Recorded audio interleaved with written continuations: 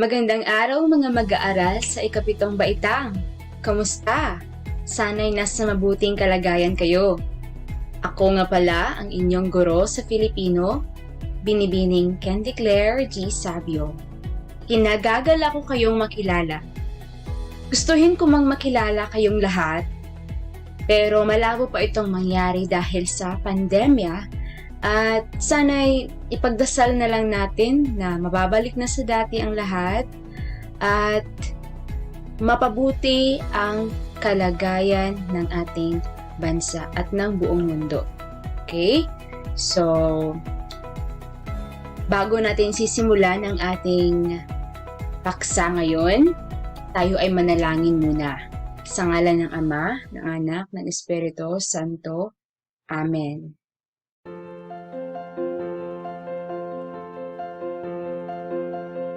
Panginoon, pinupuri at sinasamba ka namin. Salamat sa panibagong araw na ipinagkaloob mo. Salamat sa mga biyaya na patuloy mong binibigay.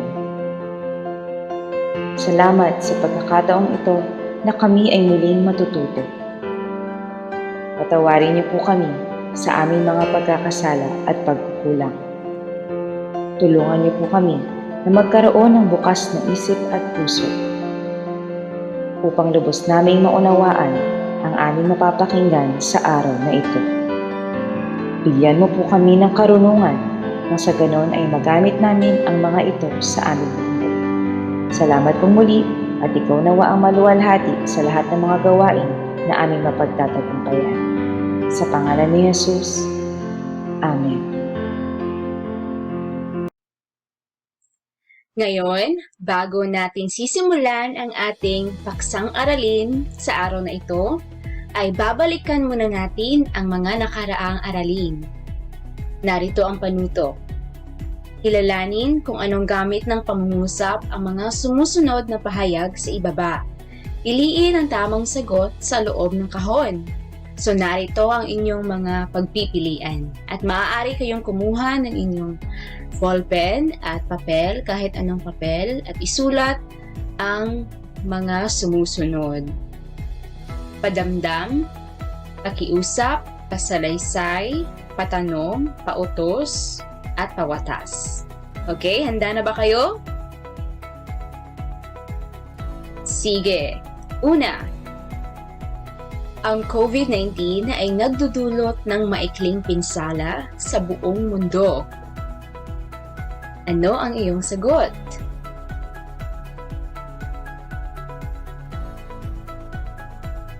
Magaling! Tama, ito ay pasalaysay.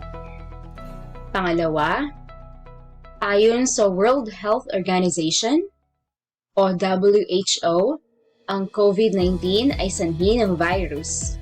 Ito ba ay kumpirmadong totoo? Ano ang iyong sagot? Tama! Patanong. Pangatlo? Naku! Ang sakit na ito ay nakatatakot.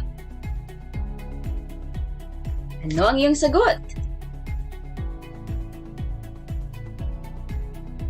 Magaling! Padamdam. Pang-apat, pakisabi sa mga mag-aaral na mag-ingat at panatilihin ang kalinisan sa kapaligiran. Ano ang iyong sagot? Pakiusap? Mahusay! Tama! At panglima, kunin mo ang gamot na nasa ilalim ng mesa. Ano ang iyong napiling sagot? Tama! Pautos! Yun, ito naman ang layunin natin sa araling ito. Na ipapaliwanag ang kahalagahan ng paggamit ng suprasegmental, tono, diin, antala. Okay, ngayon, ano ba ang inyong nakikita?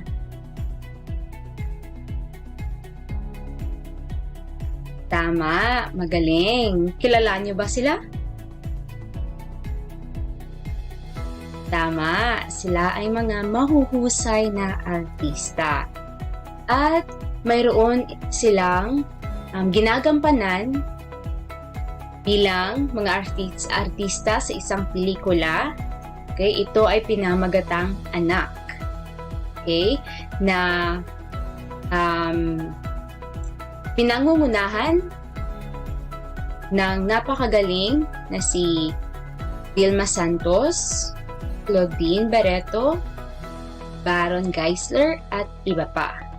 Okay? So, narito ang kanilang mga linya sa pelikula. Ito ay pili lang. Okay? Pinili ko lang ito para ibahagi sa inyo.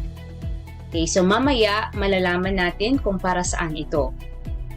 Okay? So, bibigyan ko kayo ng kaunting panahon para masilip lang ang mga linya na nababasa ninyo. Okay, so ito sila, mayroon pa dito. Ating silipin. Okay, so narito si Miss Vilma Santos. So sa pelikulang ito, siya ang ina. Si Miss Claudine Barreto naman ang panganay na anak. At si Baron Geisler naman, siya ang pangalawang anak. At meron pa siyang isa pang nakababatang kapatid. So, ang ina, at ito naman, ang pangalan ni Claudine Barreto sa pelikulang ito ay si Carla, at si Baron Geisler ay si Michael. Okay, so tingnan natin o basahin natin ang mga linya nila.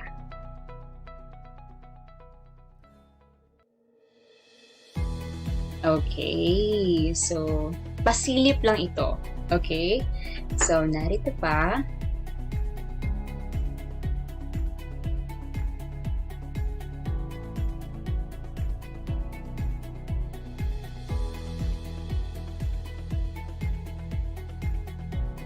Okay, at ito na ang panghuli. Naman, may ipapakita ako sa inyo isang video ng mga mag-aaral. So, handa na ba kayong panoorin? Okay, tara! O ba't Bernie Santo yung mga mukha ninyo? Hindi pa ba kayo sanay? Sanayin niyo na ang mga sarili niyo sa mga pangakong napapako at sanayin niyo na rin ang sarili niyo na wala tayong katulong dito. Ate, tama na. Tortang talong lang ulam. Hindi bali pag napadala ng uli ng pera, marami na ulit tayong ulam. At hindi lang ulam ha, t-shirt, pabango, bag, sapatos. Ate, tama na, sabi eh. Michael, dalhin mo si Daday sa kwarto. Sige na anak, Daday, pasok na sa kwarto. Sama yung kuya. Sige na anak. Pwede ba? Tigilan mo na nga ang pagtawag sa kanila ng anak. Mamiss pa ni Daday yan mo, wala ka rin naman. Ikaw na naman ang hindi kumikilala sa aking ina eh. Uz, 1, 2, 5, 6 na linggo. Tingnan natin kung hindi si tita no mauli maging nanay niyan. Ano ba talagang gusto mo, Carla? Hindi ba ito ang gusto mo? Pinagtutulakan mo ko kung umalis. Oo, at sana huwag ka nang bumalik.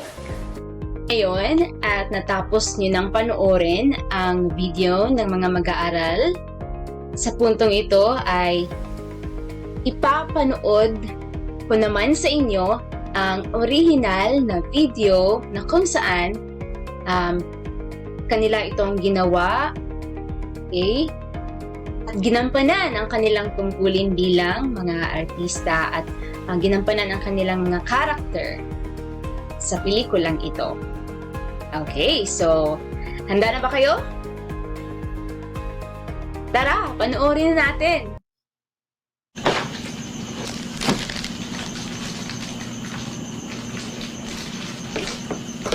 Oh, ba't Biyernes Santo yung mga mukha ninyo? Hindi pa ba kayo sanay? Sanayin nyo na ang sarili nyo sa mga pangakong napapako. At sanayin nyo na rin ang sarili nyo na wala tayong katulong dito. Ate, tama na. Tortang talong lang ang ulam. Hindi bale, pag nagpadala uli ng pera, marami na uli tayong ulam. At hindi lang ulam ha, t-shirts, pabango, bag, sapatos. Ate, tama na sabi. Michael, dali mo na si Daday sa kwarto. Sige na. Sige na anak, Daday. Pasok na sa kwarto, sama sa kuya. Sige na anak. Pwede ba? Tigilan mo na nga pagtawag sa kanila ng anak. Mamiss pa ni Daday yan, mawawala ka rin naman. Ikaw lang naman na hindi kumikilala sa aking ina eh. Os? 1, 2, 5, 6 na linggo. Tignan natin kung di si Tita Norma uli maging nanay niyan. Ano ba talaga gusto mo, Carla, ha? Hindi ba ito ang gusto mo? Pinagtutulakan mo akong umalis? Oo, at sana huwag ka nang bumalik. Ngayon at natapos niyo nang panoorin ang video, may pagkakaiba ba sa pagbigkas ng pangungusap at mga salita ang inyong kamag-aral? Bakit kaya? Ano ang nakakaapekto sa pagkakaiba ng pagbigkas ng inyong mga kamag-aral? Dahil kaya sa emosyon kung paano ito sabihin? Tono? O intonasyon? Ano ba ang napulot mong aral mula sa videong iyong napanood? Mahusay! Huwag tayong magtanim ng sama ng loob sa ating kapwa-tao, lalong-lalo na sa ating mga magulang. Mahalin at alagaan natin sila habang sila ay nabubuhay pa. Pasalamatan natin sila sa kanilang sakripisyo upang mabigyan tayo ng magandang buhay.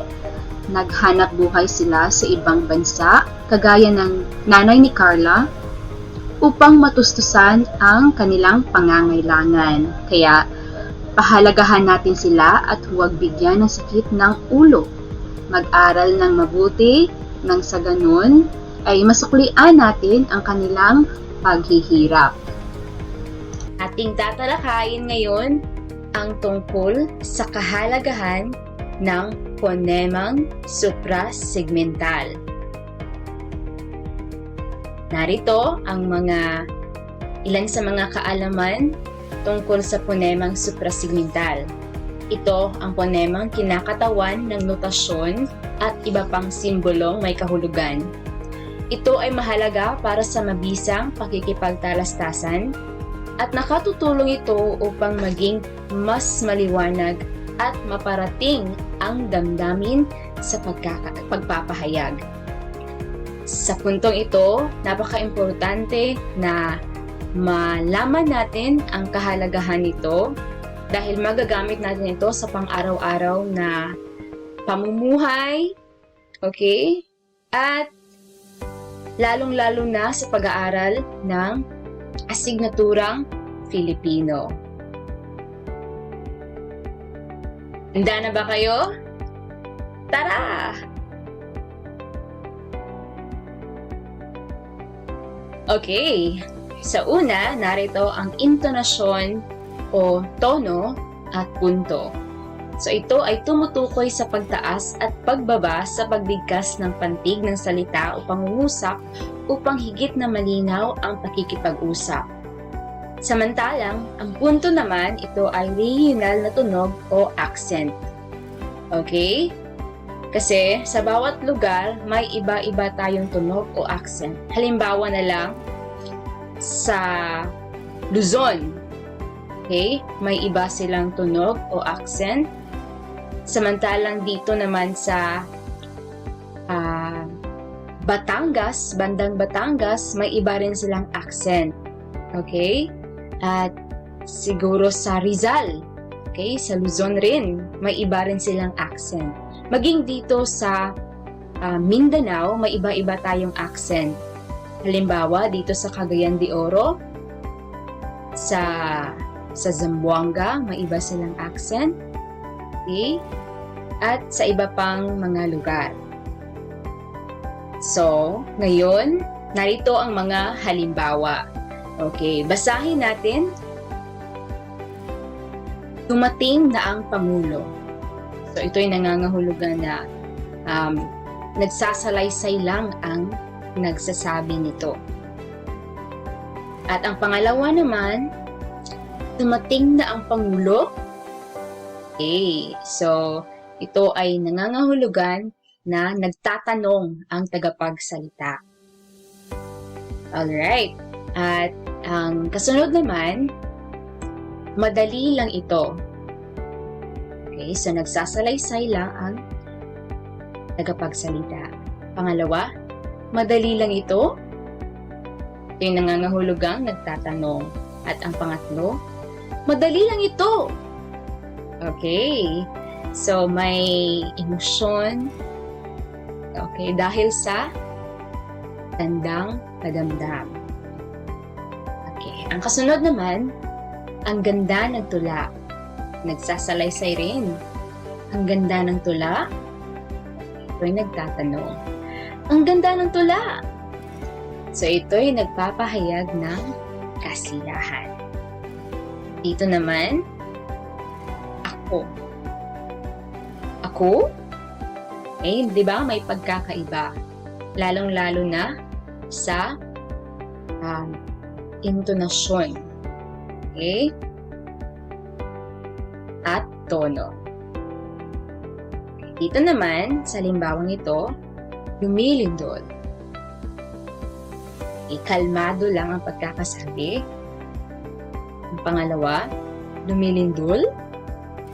Ay nagtatanong, nagtataka siya kung naglilindol ba talaga. At ang pangatlo, lumilindol. Ito'y nangangahulugan ng talagang lumilindol na talaga. Okay? So, nakuha ba? Magaling. Ngayon, dumako naman tayo sa diin at haba. Ang diin ay tumutukoy sa lakas ng bigkas sa pantig ng salita. Habang ang haba naman ay tumutukoy sa haba ng bigkas. Okay, so ang pantig pala ito ay syllables sa English. Okay, so halimbawa, ang salitang tumutukoy. So may 4 na pantig. Okay, so tu-mu-tu-koy. Okay, 4 na pantig. So, narito ang mga halimbawa. Una, buhay. Na kung tawagin sa Ingles, life. Sa pangungusap, ang buhay ng tao at biyaya na bigay ng Panginoon. Habang ang pangalawang halimbawa naman, buhay. Na kung tawagin sa Ingles, alive. Ang bulaklak na sunflower ay buhay na buhay kaya nakaaakit tingnan.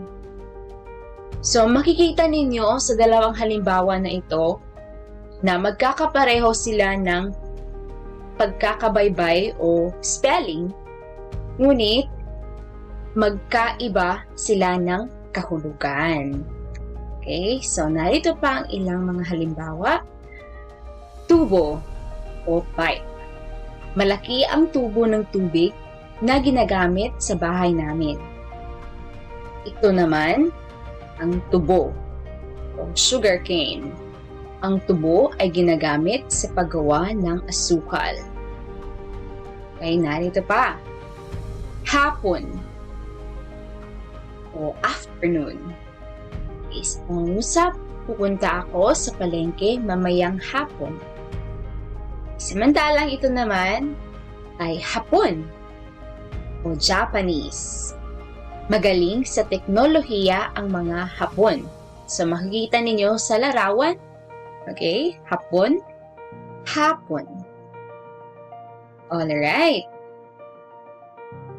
Aso. Okay? Aso. Dog. Okay? Mabait ang aking alagang aso. At ito naman ang aso, usok. Hindi ako makahinga dahil sa aso. Okay. Ito naman, kaibigan, friend. Si Carla ay mabuting kaibigan. Samantalang, ito naman ang kaibigan o lover, magkasintahan. Okay? Kaibigan. Kakasal na sa darating na linggo ang magkaibigan. Okay, nakuha ba? At ito naman 7. 7. Si Mark ay may 7 lapis. Samantalang, ito naman ay 7. Whistle. Nagsitakbuhan ang mga bata dahil sa tunog ng 7. Okay? So, tingnan niyo lang ang larawan. Okay, magkapareho sila ng spelling kagaya ng sinabi ko kanina o pagkakabaybay, ngunit iba ang kahulugan. Okay, dumako naman tayo sa hinto o antala. Ito ay saglit na pagtigil sa pagsasalita upang higit na maging malinaw ang mensaheng ipinahahayag. Ito rin ay paghahati ng salita na gumagamit ng mga pananda tulad ng quit o comma at pahilis o slash o di kaya gitling o dash. Okay, so tingnan natin ang mga halimbawa. Okay, so makikita ninyo dito sa dalawang larawan, okay, may isang payong na sira at ito naman ay bagong-bagong payong. Okay? Siguro bagong bili pa lang ito. So, tingnan natin ang halimbawa. Basahin natin. Hindi maganda ang bagay na yan. Okay? Ito'y sinasabing hindi maganda ang isang bagay. So, ang bagay na tinutukoy dito ay ang payong na ito. Okay? So, makikita ninyo na sirang-sira, may mga balik. Okay? At dito naman sa pangalawang pangungusap, hindi. Maganda ang bagay na yan. Okay? Sinasabing ang isang bagay ay maganda. So, walang sira, bagong-bago. Okay, nagkakaiba sila dahil sa kuwit. Okay? So, napaka-importante, kuwit. So, hihinto tayo pag may kuwit. Hindi. Maganda ang bagay na yan. Okay? Samantalang dito, hindi maganda ang bagay na yan. So, tuloy-tuloy. Okay? So, dito, kailangan tayong huminto dahil may kuwit. Okay, so nakuha niyo ba ang kaibahan? Okay, tingnan pa natin ang iba pang halimbawa. Hindi siya si Maria. Sinasabing ang babaeng ito ay hindi si Maria. Okay? So, ang pangalawang pangungusap, hindi siya si Maria. Okay? So, ipinapaliwanag na siya talaga si Maria. Okay? So, halimbawa, nag-uusap kayo ng iyong kaibigan. So, nakita ninyo si Maria at hindi kayo sigurado. Okay? Hindi sigurado ang isang ninyong kaibigan, ngunit ang isang kaibigan pa ay siguradong-sigurado na siya si Maria. So, hindi siya si Maria. Hindi siya si Maria. Okay? So, dito naman, sa pangalawang larawan, pangalawang halimbawa, hindi siya si Peter. Napakalinaw na hindi siya si Peter. Pangalawang pangungusap, hindi siya si Peter. Alright. So, nangangahulugan na ang lalaking ito ay si Peter. At, hindi siya si Peter. So, iba ang itinutukoy. Okay? Iba ang tinutukoy ng pangatlong halimbawa. So, halimbawa may isang lalaki. So, Mark ang pangalan. Halimbawa, hindi si Mark. Hindi siya si Peter. Okay? Si Peter ang nakita ko kahapon. Right. Narito pa ang ibang halimbawa. So, makikita ninyo na may tama, doktor at kanyang pasyente. So, kilalanin natin kung sino-sino sila. Okay, so makinig ng mabuti. Unang pangungusap. Doktor, Juan Miguel Manuel po ang pangalan ko. Okay, so ito ang lalaking ito, ang batang ito. Siya si Juan Miguel Manuel. Tatlong pangalan niya. Dumako naman tayo sa pangalawang pangungusap. Dr. Juan Miguel Manuel po ang pangalan ko. Okay, so ano ang pangalan ng doktor? Tama, siya si Dr. Juan. At ano naman ang pangalan ng bata? Okay, magaling. Siya si Miguel Manuel. Okay, nakuha ba? Okay, magaling. Ngayon, pangatlong pangungusap. Dr. Juan Miguel Manuel po ang pangalan ko. Okay. So, ano ang pangalan ng doktor? Okay, magaling. Tama. Ang pangalan ng doktor ay si Juan Miguel. At ano naman ang pangalan ng bata? Okay, tama. Manuel. Alright. So, nakuha niyo ba ang pagkakaiba? Bakit kaya ito nag-iiba-iba? Okay, very good. Tama. Dahil sa bantas na ito. Okay. Ano ang tawag dito? Yes, tama. Quit o comma. So, napaka-importante ito. Okay? Alright.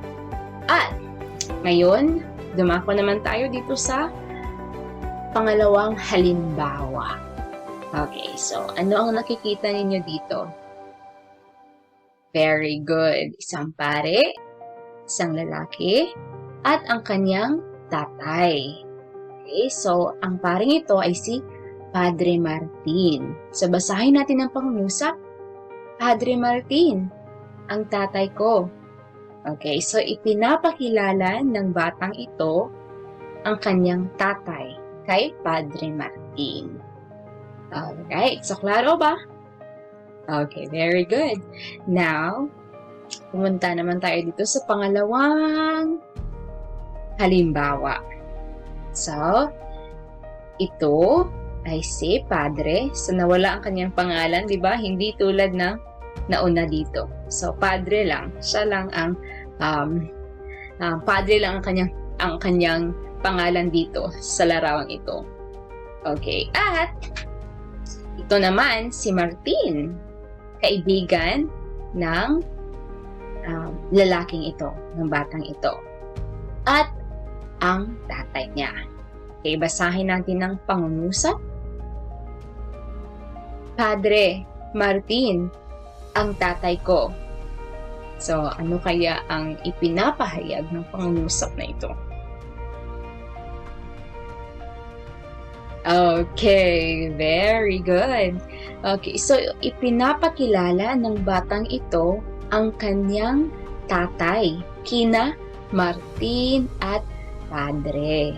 Okay, siguro nagkita sila sa daan, nagkausap sila, o di kaya nasa loob sila ng simbahan.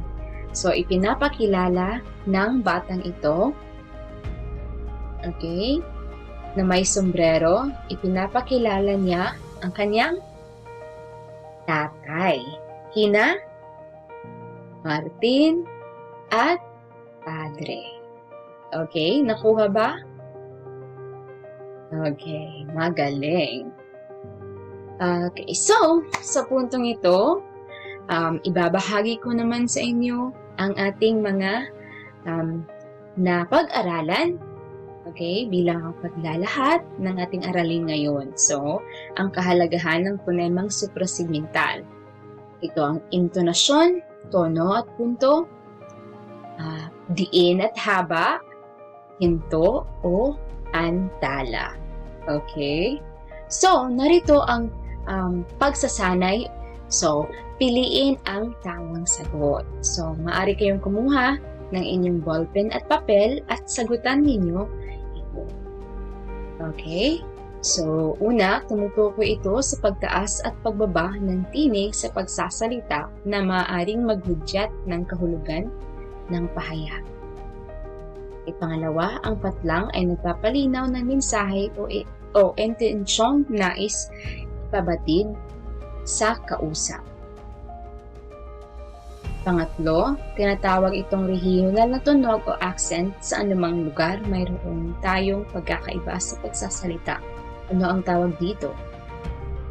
Pang-apat, ito ay tumutukoy sa lakas ng pagbigkas sa isang pantig ng salitang binibigkas. Panglima, ang patlang ay ang pagbigkas ng mahaba sa patinig a, e, i, o, u ng bawat pantig. Ikalawang pagsasanay. So, ang panuto, basahin at unawaing mabuti ang mga sumusunod na pangungusap na naglalaman ng parehong salita ngunit magkaiba ng kahulugan. Ibigay ang kahulugan ng bawat salita na maaaring nasa wikang Ingles batay sa pagkagagamit nito sa pangungusap. At ito naman ang pangatlong pagsasanay. Babasahin ko ang mga salita sa hanay A at babasahin mo ang mga salita sa hanay B. Okay? So, bigkasin natin at ating tingnan ang mga letra na nasa malaking titik. Okay? At lagyan natin ng diin. So, una, halimbawa, basa. Basa. Okay? Basa, basa. So ngayon, magsisimula na tayo. Ako sa hanay A, ikaw sa hanay B. Letter B. Paso.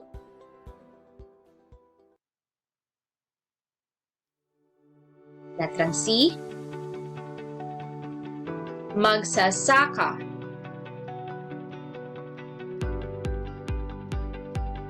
Letrang D.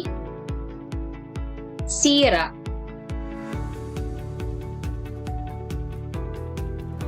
Letrang E. Kaibigan. Letrang F. Tubo. Okay, palakpakan. Magaling. Alright. So, ngayon, malapit na tayong matapos at ang aralin. Okay, bago tayo magtatapos, may ibabahagi ako sa inyo. Ang wastong edukasyon ay pahalagahan. Ito ay susi sa iyong kinabukasan. Okay, so mag-aral ng mabuti, maging responsable sa lahat ng bagay.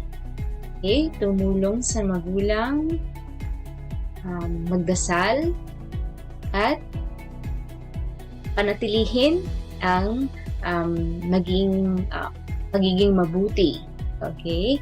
At mag-ingat tayong lahat at ipagdasal natin ang bawat isa. Okay, so dito lang ako magtatapos sa ating aralin ngayon. Sana'y marami kayong natutunan. Okay, so magkikita-kita tayo sa susunod. Hanggang sa muli, paalam!